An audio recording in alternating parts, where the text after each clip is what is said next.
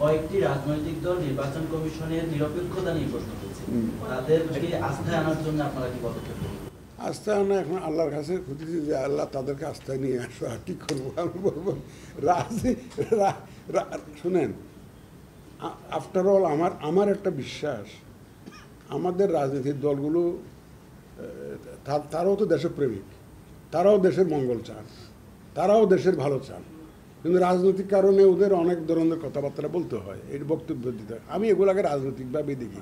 আমার অফিসারদেরকে আজকে বলেছি, আপনারা রাজনৈতিক সচেতন থাকবেন, কিন্তু রাজনীতিতে জড়াবেন না, দলীয় রাজনীতিতে জড়াবেন না।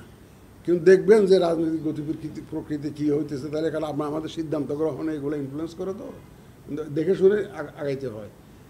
ওই যে সেদিন খেজানি বলতেছিল যে যে ইমানের ডেফিনেশন কি, যে ইমানদার মানুষ মারা গেছে, ওই আপনি ওই যে কাঁটার ফাঁক দিয়ে দিয়ে হাঁটেন, যেরকম পা যাতে পাটা বাঁচাইয়া হাঁটেন, ওই যে পার হইতে পারে সে হইল প্রকৃতি ইমানদার আর কি।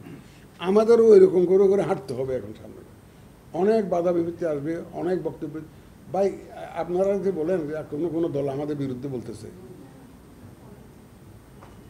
ফেরস্তাও তো ঠিক এই দেশে আইনে দিলেও তো আপনাদের পক্ষে বিপক্ষে থাকবে।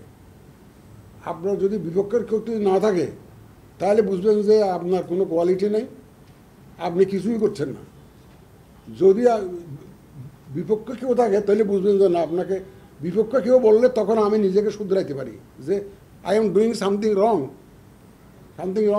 নিশ্চয়ই নইলে কেন বলতেছে, তাহলে আমি নিজেকে শুধরাইতে পারি। এই জন্য আমি কেউ আমাদের বিরুদ্ধে বললে আমি আদৌ একদম আহত হই না। I welcome this kind of criticism, বুঝলেন না? তাহলে আমি বুঝবো যে আমাদের পক্ষপাতিত্বের দুষ্ট বলে বলতেছে, তাহলে আমি বুঝবো যে কি আমাদেরকে কেউ কি এটা করতেছে, তাহলে আমি তো এটা হুঁশিয়ার হতে পারি। সুতরাং কেউ যদি সমালোচনা করে, আই অলওয়েজ ওয়েলকাম ক্রিটিসিজম।